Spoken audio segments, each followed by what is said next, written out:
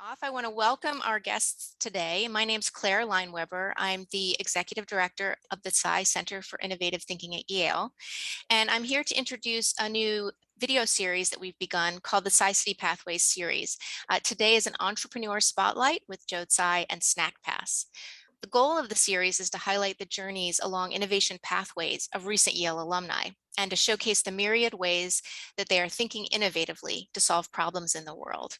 Tsai City's mission is to inspire students from diverse backgrounds and disciplines to seek innovative ways to solve real-world problems. We're open to all Yale students, and we would love for you to come and see us. I'm going to pause for one moment to read Yale's land acknowledgement. Yale University acknowledges that Indigenous peoples and nations, including Mohegan, Mashantucket Pequot, Eastern Pequot, Schaghticoke, Golden Hill Paugussett, Niantic, and the Quinnipiac and other Algonquin-speaking peoples have stewarded through generations the lands and waterways of what is now the state of Connecticut. We honor and respect the enduring relationship that exists between these peoples and nations and this land. So it is my great pleasure to introduce you to Joe Tsai, Senior Innovation Fellow at Tsai City, Yale alum, co-founder and Executive Vice Chairman of Alibaba, and Governor of the Brooklyn Nets and New York Liberty, among many other things. It's a delight to have you with us today, Joe, as we begin this new series this semester. I'm also very delighted to introduce Kevin Tan and Jamie Marshall, Yale College alumni and co-founders of SnackPass. SnackPass is a social commerce platform for ordering from restaurants that lets users see what their friends are snacking on and makes it possible to order food and drinks for each other. SnackPass has over 500,000 users on multiple university campuses and college towns. SnackPass's most recent funding round was a $70 million Series B based on a $400 million valuation. I'm going to invite our audience to drop questions in the Q&A box as the conversation unfolds. And now I'm going to turn it over to Joe Tsai, Kevin Tan, and Jamie Marshall. Thank you very much. Thank you, Claire. It's a pleasure to be here. It's always a happy moment when I get to talk to entrepreneurs, and especially entrepreneurs who graduate from Yale and are on their path to success. So really great to meet you, Kevin and Jamie. Great to see you. I'm going to, I guess, interview you guys and ask you a few questions, and hopefully to let the audience learn about your entrepreneurial journey, especially, you started the business while you were still at Yale College, and now you've graduated and you've raised funding. Your valuation is growing every day. So this is very exciting, and I'm feel quite privileged to be able to have this exchange with you guys. So my first question is,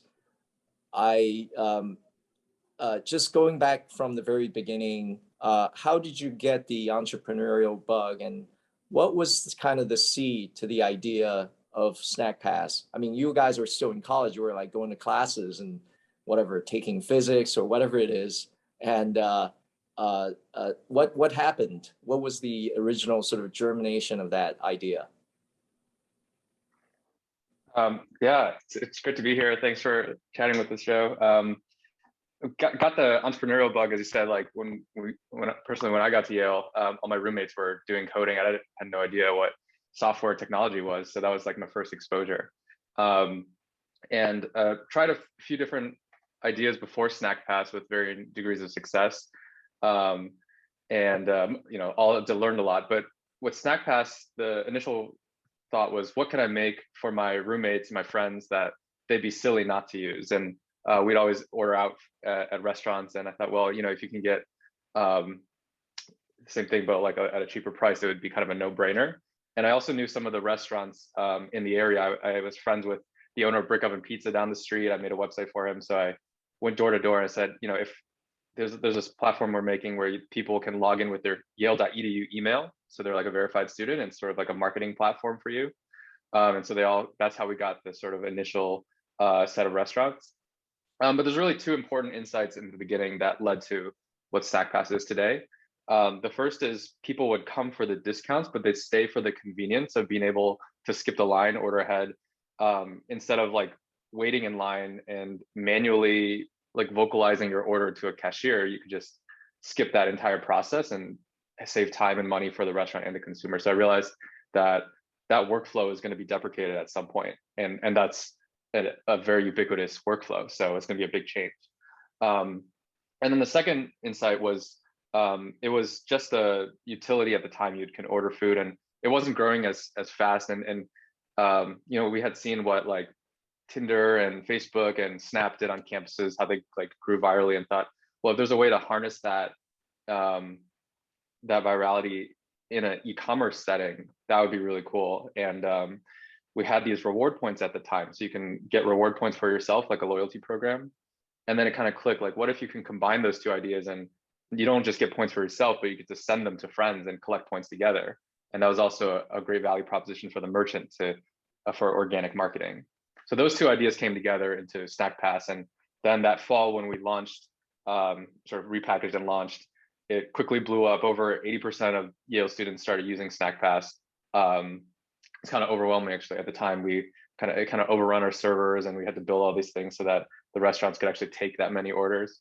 But that was the initial like impetus, and from there we launched other campuses, and now we're still going.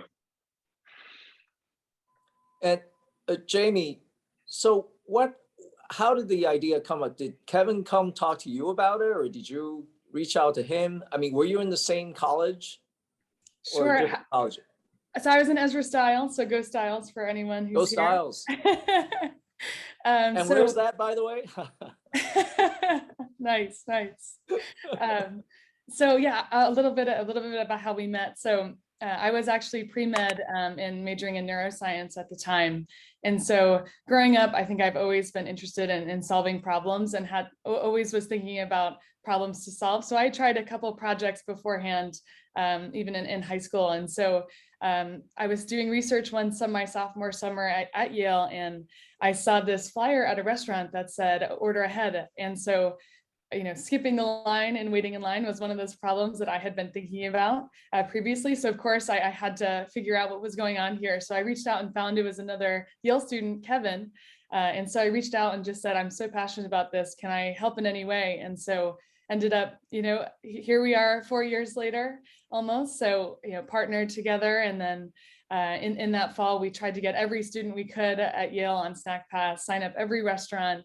And now, as Kevin said, we're in over 20 markets and continuing to grow, and hopefully coming to cities soon. So I'm curious, which of the restaurants did you sign up in New Haven? Just give us a few. Oh, there's so many, and there's Salsa Fresca, there's Good Nature Market, there's Tropical Smoothie. We pretty much have over 100 restaurants in New Haven now. So if you see one that's not on SnackPass, let us know. We'll get it done. Great. And what was that process? Just going to restaurants? Do you knock on from door to door, and who did all that work? So it was a combination of us, and also we had a pretty big ambassador team too, of students helping us as well. So it's going in and talking to these restaurateurs and local business owners. So one of our key missions is helping empower small businesses. So walking in, trying to meet with the owner and help them show how we can grow their business with SnackPass. And what's your pitch to the owner?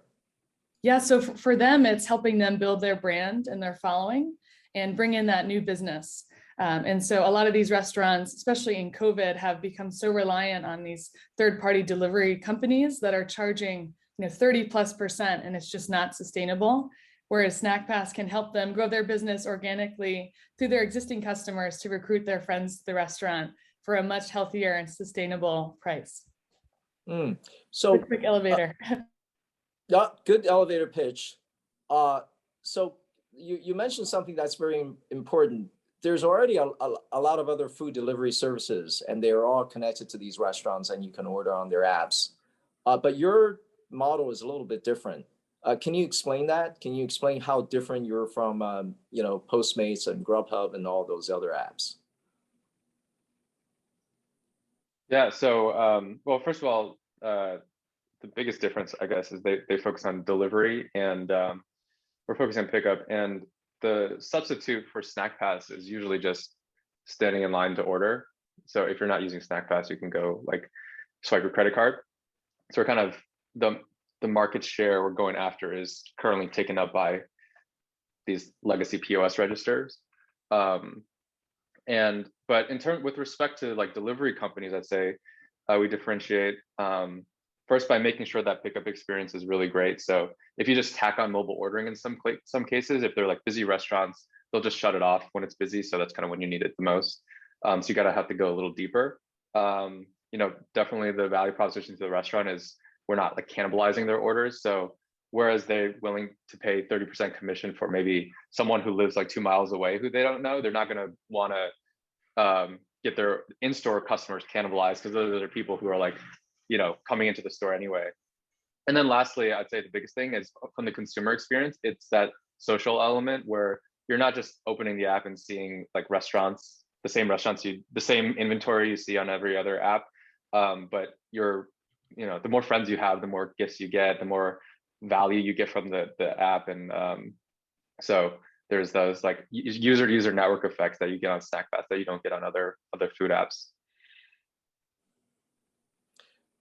Okay, I would like to talk about the social element of your app, but before we get there, I do have a challenge question. I'm sure in the process of raising financing, you talk to venture investors, you get tons of questions, and the question I'm about to ask is think about the use case, right? Think about there's two different kinds of dining experience or eating experience. One is you just order from an app and they deliver it to your home or to your dorm, and that's obviously a very big market. The other one is, well, I feel like going out. I want to go to a restaurant. It's nice sitting at a table, socializing with friends. We sit down at a restaurant and we hang out a little bit and eat some food. So those are like the two big use cases. But you're somewhere in between. You're like, I order on an app, but I still need to get out of my house to go pick things up and then bring it back, presumably, and eat at home or in your dorm. That just seemed like such a niche use case to me. So I'm challenging you. How big is that use case? Sure, I'm happy to Well, start. in the US, You go ahead. go ahead, Jamie. Okay, well, In the US, the use case is $200 billion, the pickup market. Delivery is 60 billion, so it's about a little bit more than 3x. And then dine-in, as you're talking about, is about 400 billion. So, the thing is, like, most people, especially students, don't have the budget to order delivery every order, and then dining out is also pretty expensive. So yeah, pickup, like Chipotle, Starbucks style kind of stuff is pretty popular, and sneaky big market, and many multiples bigger than delivery. And just to lastly add to that, I think what's most incredible is that over 90% of on-premise ordering, pickup or dine-in, is completely offline. And most of these other companies are very much targeted on the off-premise, which in COVID we've seen a massive acceleration of, and even still that's very underpenetrated still. So we're going after that gigantic on-premise market that is 100% offline almost at this point. Mm-hmm, mm-hmm. And that's great. I didn't realize it's $200 billion. And it's, bigger than the delivery market. So tell us a little bit about how the app works. How can you interact with your friends? Is it before you order, after you order, or once you pick things up, you take a photo of it and share with your friends? How does that work? So there's a few aspects, but I'd say the core mechanic, when you make a purchase, you get to get reward points for yourself. So like 10 points, you get a free smoothie. And you also get to send one to a friend, and that's called a gift. So, the more friends you can kind of like team up to get free food. And that's nice because usually when you get push notifications from like Uber Eats or DoorDash, it's like, here's some marketing campaign. But in this sense, it's more like, it's almost like getting like a snap or a text from a friend. It's like they're thinking about you, and it's like a nice gesture. On top of that, we have group buying. So whereas this gifting, we call it's like an asynchronous form of social commerce where you don't have to be ordering at the same time. We also have a synchronous version where if you order at the same time in a group, the more people you have, the bigger the discount. It's kind of like Pinduoduo, but for food. And then there's a few other elements too. So you can have like streaks with your friends when you're sending points to each other. You have this like little Tamagotchi chicken you hatch. And then there's like a feed, you can see where your friends have been ordering. So those are some, and then like in the menu, you can kind of see what your friends like too, what their favorite foods are. Yeah, those are some of the highlights. Well, I want to peel back a little bit, and because I'm quite curious on how these things work, and part of it is, maybe I'm just a little bit older and not as attuned to some of the things that young people do with when they share experience with each other. So you talk about aggregating orders. What kind of what's the sort of the most common type of food where people sort of aggregate? Is it pizza? Is it something else? And under what scenario? I guess if I guess if you have like 10 friends together in a dorm, you guys all feel hungry, you can aggregate. But are people aggregating orders from different locations? When the consumer is in different locations, do they also aggregate orders? Definitely. I think a couple use cases we see that are pretty common are, students at Yale coming back from practice and everyone wants to group order a tropical smoothie or juice box, or they're in class and they want to grab lunch together. So they'll group buy as a group. But we've even heard some stories too, where people will schedule a time to eat together, like as if you're going to the dining hall, and they'll actually have a calendar invite for a Snack Pass party mode, which is what we call the group buy feature. And they'll all get together and sort of make it a social event and go order food together. And do they get discounts when they group buy? So if they join the party mode, the more people you add to your party, the bigger the discount you get. And so on the restaurant side, this is, amazing user acquisition for these restaurants, because you're essentially having your existing customers recruit, new users to your store, new customers. Yeah. What about, Kevin, you mentioned asynchronous order, bulk orders. What does that mean? How does that work? Yeah, so that's the gifting feature. So like if you look at Pinduoduo, or even there's this app called Ritual, you have to order at the same time to have that sort of party mode, or that group buying feature. But with Snack Pass, when you place an order, you get a reward point for yourself, and you get to send one to a friend. And that friend doesn't have to be ordering at the same time. They don't even have to have the app. Like it could be a customer acquisition channel, but you're still able to have that social interaction through Snack Pass with that person, even if they're not ordering, which is super important, because I think, with any other kind of like social network or anything, like you have to have some amount of frequency. So if it was only synchronous, like if you can only like order with people at the same time, then I don't think it would be as successful as it is now. So the like amount of nodes per user in terms of friends is like much higher because of that. So I meant asynchronous in that they don't have to be ordering at the same time, right? And how do you build up the friends network? Do you just port everybody's address book into the phone, or how into the app, or do you leverage your friends group based on Instagram? How does your system, your sort of friendship network system work? Yeah, we basically have a import contacts. That usually gets the job done because it's mostly your close friends anyways. Mm-hmm. And are people automatically connected to each other, or do you have to accept someone as a friend? It's kind of like Snap, so you can add someone and they can add you back. Mm-hmm. Right. Got it.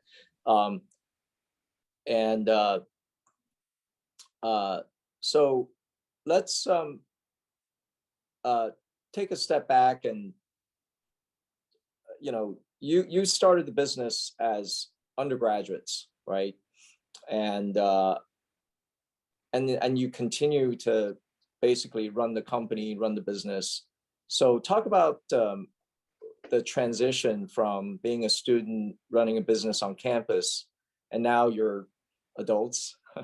You have to, there are life aspects that you need to worry about other than your startup. But how is that transition, and has that been smooth? And in the real world, you don't have sort of this support system of the school. So maybe you can share with us your experience. Sure, I'll go first. Yeah, I started at SnackPass my senior year of college. So there was that overlap of when I was working on SnackPass as well as being in school. And I don't have like a recipe for how to balance that. In fact, my school suffered, so that was the way I balanced it. And now post school, it allows you to devote all your time and focus on the business. But if it wasn't for the exploratory period during college where I even first got exposed to coding and software, I wouldn't have been maybe close to this industry or these ideas. So a lot to thank for that. Completely agree on that front. I think everyone has their own unique startup journey. I would say it was definitely challenging balancing both what felt like a full-time job studying and also multiple jobs at SnackPass. And so, but like Kevin, I think school suffered a little bit. And so eventually I did leave Yale to go full-time on SnackPass. And so that was very helpful just to be able to dedicate 100% of my time to SnackPass, and still do. And also at that time, we were starting to launch new campuses. So we were all able to travel and go actually open up these new campuses, which at the time, I don't think would have been able to do that remotely from Yale. Yeah. And at what point did you realize this could be a big thing? We could actually go out and raise millions and millions of money from real venture investors. At what point was it still when you were still at Yale, or after that?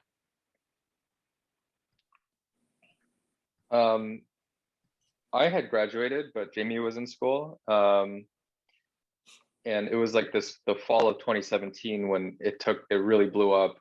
That's when we had like 80% or like 90% of students using it. And then towards like a few months into that, we applied to YC and got in. So I think that was the turning point when it started on in the investing side, like attracting a lot of attention. But it also just felt like there was just this natural momentum and product market fit. I think to add to that as well, I think there is a lot of thought that, oh, maybe we had home turf advantage at Yale since we had friends or that local home turf advantage. And so I think another pivotal moment was being able to duplicate that success at our second and then third campus that were, at first was Brown and then again at UC Berkeley, which was across the country. So those were really big moments for us as well. Yeah, can you talk a little bit more about expanding into other campuses? Why did you choose Brown and then UC Berkeley? And also, did you come across so-called homegrown apps? Did Brown have students that started an equivalent to a SnackPass that kind of were resistant to you, or you're competing against them? Tell us a little bit about that process, because I can imagine there are a lot of very creative students on all these college campuses. They probably have developed their own food ordering apps. So tell us about the challenges there. Definitely. To address the first question, so when we're selecting a new campus, we look at three main things. One, the walkability of the campus, so and also the local restaurants there, and then and also the population size of the campus. So when we first looked at Brown, it was really easy for us to travel there from New Haven. I'm from Providence, so I also knew the area pretty well, and it had a lot of those local restaurants. So that was our first choice there. And then on Berkeley, that was our first school of 30,000 undergrads. So it was a really big step in terms of campus size. So that's why we chose those first two markets to start. And then to the latter side, yes, I think we see a lot of student apps that pop up trying to do order ahead or in some fashion, and we end up eventually partnering with them. So always excited to see some other students working on exciting companies too. I think what we've learned by doing this ourselves is that it's very hard to make pickup work. You have to really integrate with the logistics of the restaurant and store and help them improve their operations in the store, or else as soon as they're busy, they're going to turn off any mobile or online orders. And I think unless you're full-time really solving that problem, it's very challenging to sort of just have a pickup app. It's hard to get that mass adoption. So we usually try and join them. So I do have a question about the integration and the software aspect of it, because that's a very important part. But before I get there, you have just described what some of the other bigger companies do when they call them acqui-hires. They acquire another company and then they basically hire, bring in the people that work for the other companies. And it sounds like you've done some mini acqui-hires by acquiring Brown students and Berkeley students, and what was that like? I mean, just sort of co-opting them to work for you instead of doing their own thing. Yeah, I mean, there was nothing too official. I think they were just getting going as well. And so I think what we found, and this is something we've done in the future as well, is that college students are very talented, especially when we were starting. We recognized that we were also college students. So there's so much talent with students. And so we want to be collaborative with them. And so it was more of a, how can we partner to both grow and benefit each other? So very open conversation. And I think we've taken that framework and also brought on a lot of interns and ambassadors from every campus that we're on who play a big role in our growth on these campuses. So continue to do that to this day. When you bring in the other students that have similar ideas and you convince them to join you, did you give them equity? No, this was more just a partnership basis. They weren't full-time Snack Pass. I think it was more of, we're either gonna fight you or join us. So I think they always end up joining us, and it ends up being a great partnership. So, and then but without giving away equity, without diluting yourself in the ownership of the company, that's pretty good. Oh yeah, and just to clarify, they weren't joining in a full-time capacity. It was more of a sort of a friends in the industry, allies partnership. Right. Now you have over 100 employees. So tell us a little bit about your hiring process. Do you interview everybody? How do you find people?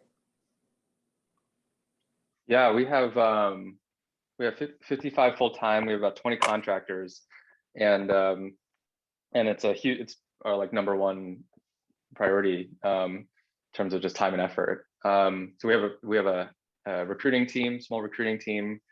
We do interview everyone at the final stage, the founder interview. And yeah, we really learned over the past couple of years and hire all these people, like what really works for us as a team and our culture, and what doesn't. So we've sort of screened for all sorts of behavioral attributes and also like cultural attributes. But yeah, we're still really involved. Where do you recruit from?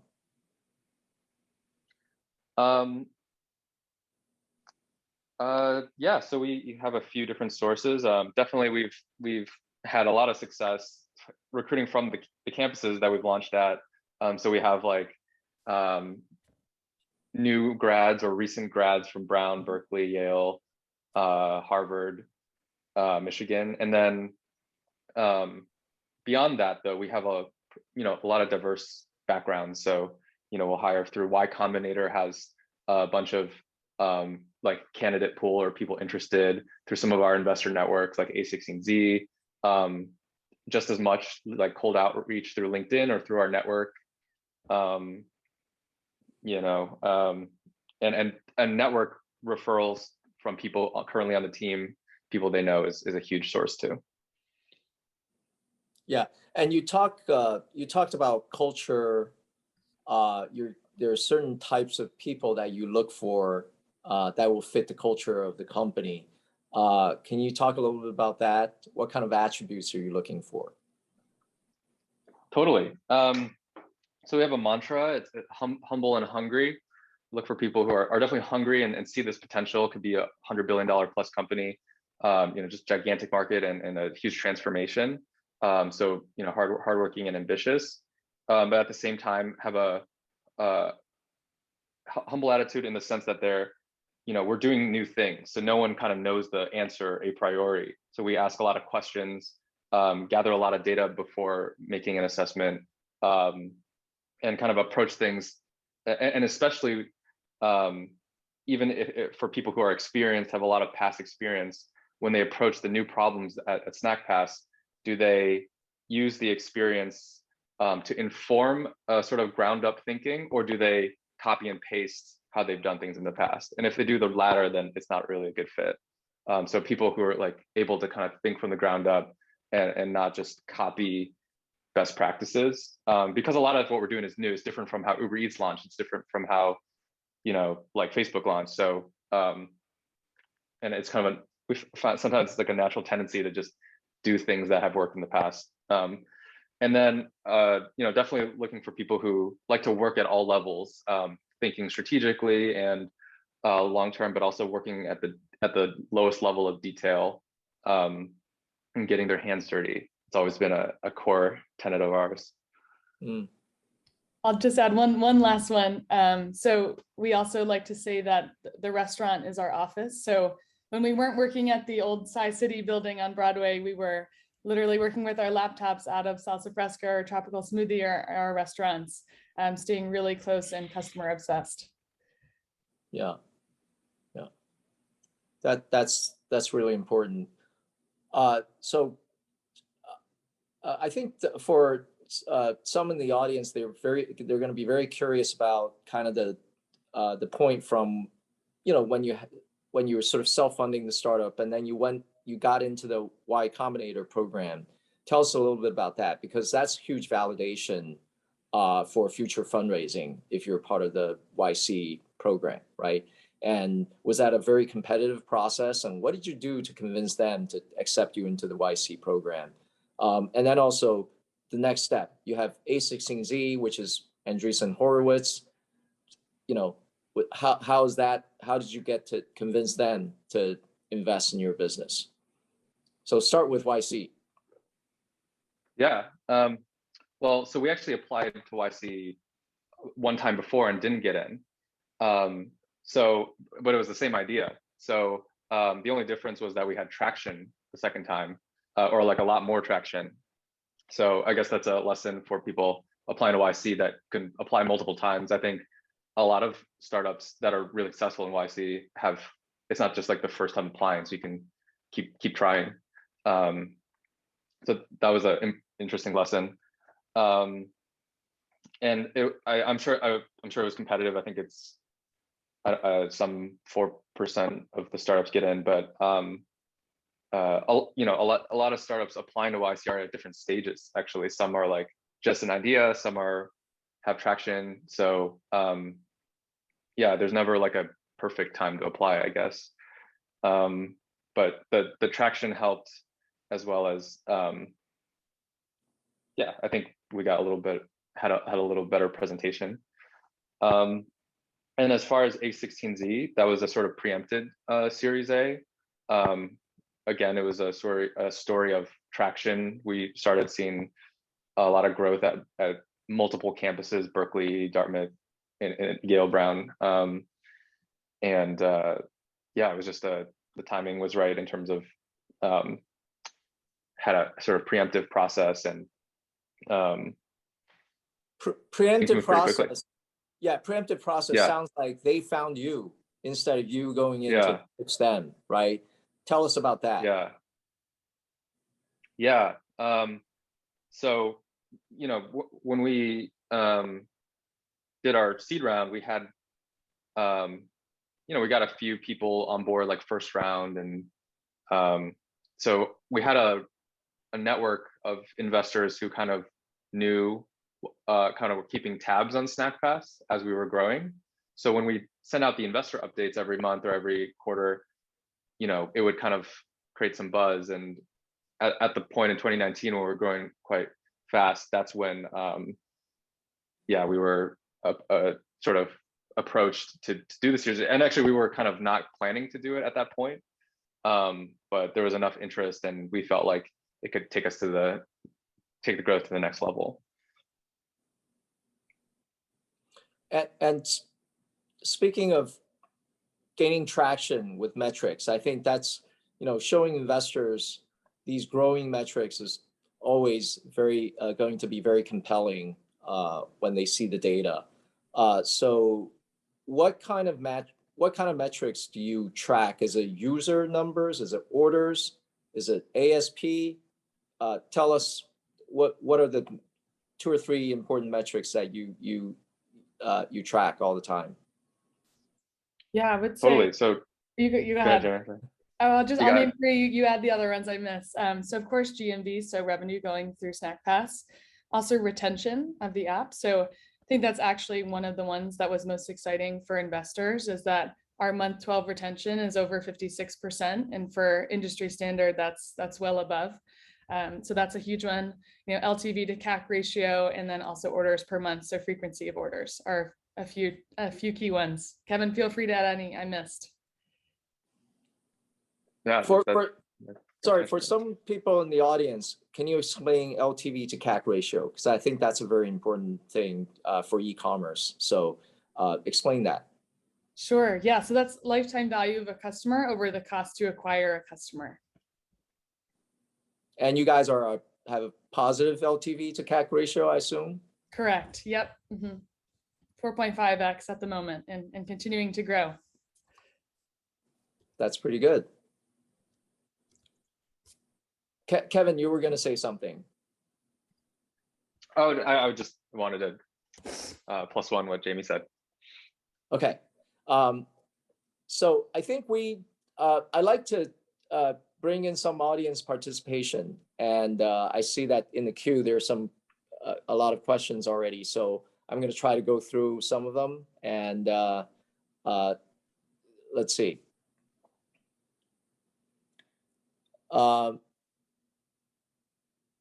Yeah, I think the first question is, did you have sort of a vision of all the possible use cases, and you sort of build it out, sort of have a build, you know, let's build it and they will come type of mentality, versus, you know, we know exactly what people need. The students need this, and that, and we're going to build these features to satisfy the immediate demand, and then you sort of scale from there. You know, because a lot of startups are you know, I can sort of understand what's behind that question, because a lot of entrepreneurs think that they need to approach things with a very big vision, and the first question is, what's your vision? Well, your vision could be very big, but in terms of satisfying the customers, the product itself sometimes starts with something very small. So how did you approach that question? Yeah, I can say from my angle, actually, I think Jamie had a much more clear vision in terms of knowing exactly that the future is like order ahead mobile. But personally, I did not have most of the mechanics in my head before I started it. Just this general idea that like, you know, like having a static price for everybody without, as opposed to like knowing who each customer is and having identity and having, you know, loyalty and discounts for them. I thought that was generally inefficient and that there was opportunity there. But like even gifting, it didn't start out like you would send points. It started out like you could refer someone to get points, and that wasn't really that successful. So group buying didn't come till much later. Yeah, the first iteration wasn't even like skip the line, it was like a website. So I think these ideas came from having that initial hypothesis, being in the space and kind of learning more about what are the most the biggest opportunities to actually focus on and double down on. So that was a bit of an iterative process. Mhm. And okay, we have a question about user acquisition. What's the primary way you acquire new users? How do you do it? So yeah, I'll take this one. Kevin, feel free to jump in too. So when we launch a new campus, the first thing we have to do is get the supply of the restaurants. So we'll sign up as many of those go-to restaurants as we can. And that's really important so that, you know, our product extends, it's not just the app, but it's the restaurants on the app too are part of that product. So that's number one. Number two, from there, we try and partner with a lot of the community on a campus. And so whether it be through discounts, getting them excited, and then from there, we try and have really exciting referral discounts so that users then can refer other users and help grow the, you know, grow the user base organically. From there, the gifting is really exciting because every time someone orders, they're reminding a friend of SnackPass as well. And so in addition to this, we do a lot of field marketing in terms of events with students, free food events, you know, and partnerships on campus. So less paid ad focus, very field, local marketing, community based. Mm-hmm. Mm-hmm. So I mentioned I wanted to ask questions about software. So you are I guess Kevin, you mentioned that you're competing with the restaurant's POS system, and your system, your app, and the back end will have to integrate with the restaurant's ordering system. So there's a little bit of enterprise software involved in this. And Kevin, you mentioned that you were a physics major, right? Did you know how to code? I learned in my sophomore year in college. Right. So built the first version of SnackPass. I see. So you actually personally built out the first version, including the enterprise end software. So what's so special about your integration point with the restaurants that's a competitive advantage? So, you know, we can integrate a few ways. We can plug into their existing POS. They can just use a SnackPass instead. Yeah, in terms of the value proposition for the restaurant, definitely saving labor, so they can, you know, there's a huge labor shortage right now in terms of in the restaurant industry and other industries. So if they can reduce the amount of cashiers they have or wait staff, that's huge. And then in addition to that, being able to actually retarget the customers who walk into the store after they leave through SnackPass, that's like all built in, combined with loyalty, combined with retargeting and referral, and just building up their following. So there's a marketing layer, there's a sort of self-service operations layer. Both of those are super important for restaurants. But yeah, or we could just plug into their current POS. Yeah, speaking of retargeting, is that a unique feature that you offer and some of the other apps don't? Yeah, I think a lot of POS systems simply process orders. It's like a payments layer. So we're creating like a persistent customer identity that they can use and you know, boost their marketing, increase the value of each customer walking in the store. You know, we really see like restaurants as one of the assets they have is their location. They're paying high rent, you know, on Broadway because that's where everybody walks. And yet everybody who walks in is a sort of like an anonymous customer. Like if you were just going on Amazon as an anonymous guest. So they don't really have the tools that, you know, these online Amazon and to actually make use of those customers who walk into their store. So they're actually not really getting the most return on the rent they're paying. So we're trying to help them, give them the tools to do that. Okay. One question from the audience for Jamie. You mentioned that you enjoy problem solving. Do you have any specific mental models that you use when you approach a problem?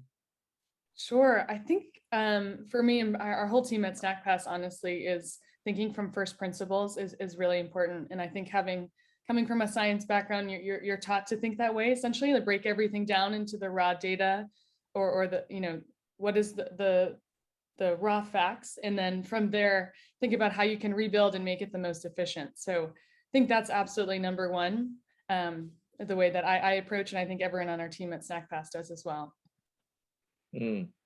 Right. Okay.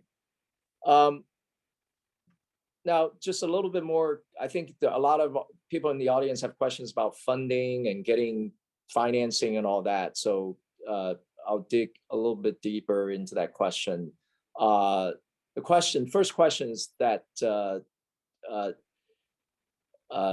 people think that YC is kind of like the toll booth. You have to go through YC in order to get to the next phase.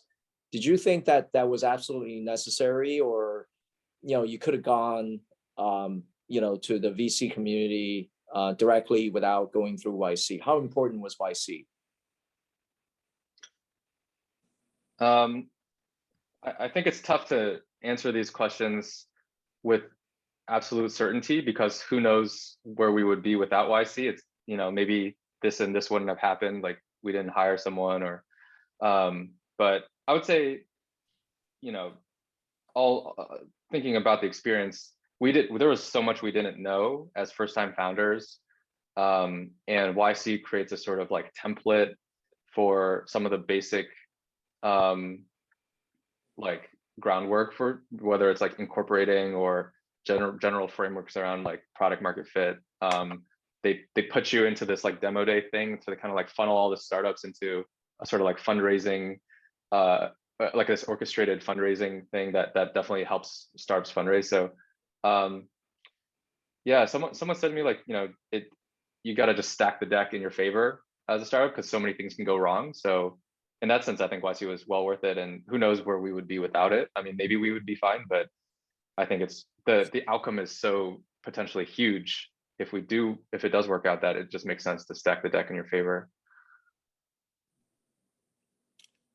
Okay, and I think, Jamie, you mentioned that you were still working at the Thai City old offices. So obviously I feel proud that Thai City had something to do with your startup, that we were able to sort of somehow incubate the original ideas. What do you think Thai City can do better, can improve in terms of helping a business that's a startup that started on campus and moving on to like a YC or directly to the venture community? That path, is there anything that Thai City could do better that could help you guys in hindsight? That's a great question. I'll have to think about that one. I think number one, it was so helpful. We essentially, that was our office in addition to the restaurant. So Cassie, I know it would see us there often. We filmed our YC demo day video in one of the rooms there as well. I think it was us in Verb Energy upstairs most of the time, which was great. I would say maybe what would be helpful to add is somehow connecting to more YC alumni through Thai City for that fundraising process. I think that would be very helpful. And then I think you all have already started to do this, which was great, but hosting even more meetups for students to meet each other and share what problems they're interested in solving. I think there's so many talented people at Yale, and further creating that space for people to meet each other to then, solve problems together. It's going to be so exciting. So I'm excited to get back and see all the changes and everything since we were there, a couple of years ago. You should come back to the new building. I would love to. We'll have to get there soon. We'll do a New Haven trip. That would be great. Great. A few more questions. So you've raised, most recently, you raised $70 million, at a very healthy valuation. You got all this cash into your company. What do you hope to accomplish with this new round of funding? For example, is there any plan to expand beyond college campuses to go into just the cities at large? What's your plan? Yeah, we are using the funding for investing in engineering, which is we have to build a ton of stuff, sales, and yeah, we are using it to launch cities. In fact, we started that this year. We're in LA, New York, and our 20% of our GMV now is actually outside of campuses. So it's growing in a very healthily, and that's going to be our part of our growth map as we over the next 18-24 months is growing in both campuses and cities. So what are the challenges you face as you go from a campus with a very sort of closed environment into a city? Is your customer acquisition costs higher, when you expand beyond the campuses? Tell us a little bit about those challenges. Sure. I think we're still in the learning phase for sure as we're starting cities. So we're sort of building out that city launch playbook right now. We're trying to approach it similar to a campus in the sense of, in New York, borough by borough. So colleges are these amazing social, dense, very walkable communities and ecosystems. And so we're trying to create that same approach in cities as well. So in New York, East Village, West Village, Chelsea, there are these smaller communities that we can tap into. And on top of that, a new thing that we're adding to our playbook is also partnering with the restaurants to really have the restaurant be a channel of acquisition as well for our users. So that's been another exciting development that we've been working on. So a lot of our restaurants, they're going full Snack Pass and really pushing a lot of their existing customers to the app as well, because it helps grow their business so much. Well, I can anticipate when you get into a city, I mean, your user base are going to, obviously, the average age of your user base will grow. You're going to have to target older people, not just college kids. You have talked about when you're on a campus, there's a lot of social activity. There's a lot of group buying activity, coming back on a team bus from practice and things like that. But in a city, I mean, I have to say, as people get older, they get lazier. They just want delivery. So you're going to have to come across the traditional delivery, the Uber Eats of the world. So how are you going to compete against them? Yeah, so they're just to start on this. So, Uber Eats, Grubhub, they're all in New Haven when we started too, and we're very big on campus. And same with pretty much all the campuses that we've launched at so far. So we think there's totally a use case for delivery for off-premise and an even bigger use case for on-premise pickup and dine in. So for example, even, as people go older, and if they're working, they're grabbing lunch nearby, they're usually walking to get lunch or picking up. So we're targeting cities that are very walkable and dense. So the market is still massive. And we think the value props of saving time, saving money, and connecting with friends don't leave once you graduate. So we've always known that. And now it's exciting to really prove that out in cities.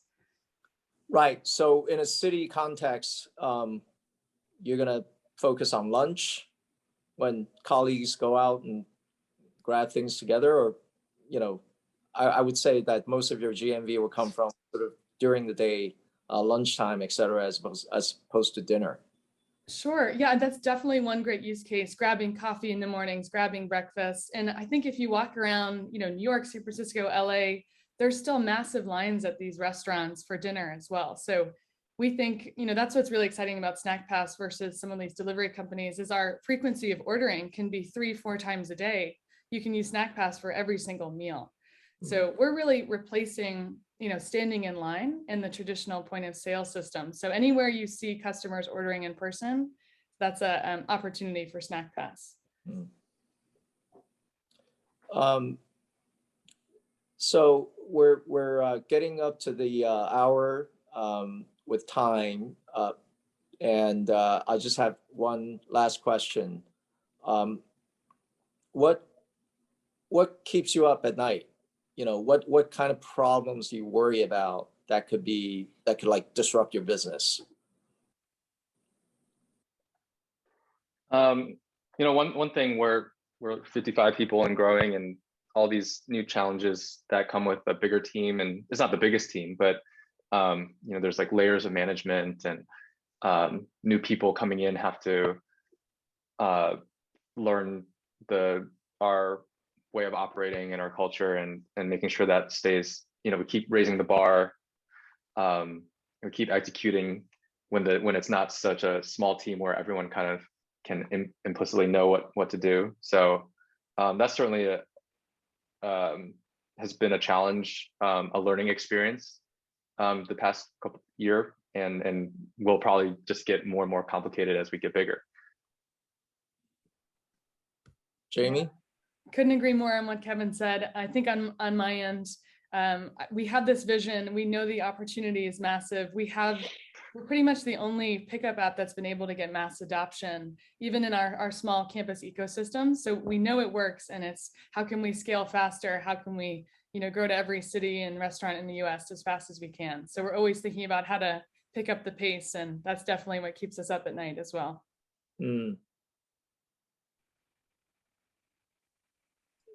Okay, well, I think we're out of time, Claire. And I think so, yeah. Yeah, I had a lot of fun. It's been a pleasure to have this conversation. I hope to meet you guys in person at some point. That would be It's been a wonderful. pleasure, Joe. Thanks so much. Yeah, thank you so much for having us. Thanks for having us. Thanks, Kevin and Jamie. It's been really delightful hearing more in depth about your story. We would love to host you at SciCity, so you just let us know when you have the time. We would love to feature you in some sort of engagement opportunity for students. Joe, thank you very much. To our audience, this recording will be made available within a couple of weeks, and please join us again on the 1st of December for the final episode of this series for this semester. Thank you very much, and see you next time. Thank you. See you. Bye-bye. Yeah. Bye. Thank Bye. you.